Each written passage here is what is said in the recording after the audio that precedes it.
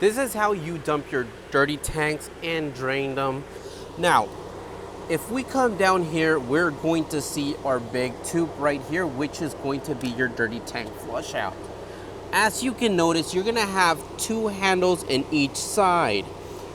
This side, you'll have the gray tank, which is your sink drainage, and over here, you will have your black.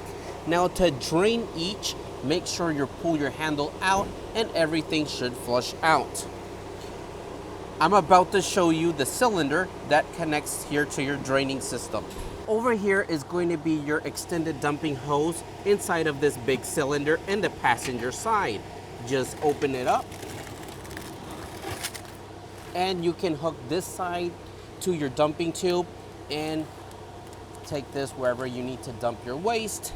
Once you're done, just put it back into your cylinder, close it up if you want to use a lock so it doesn't get lost, and you're good to go.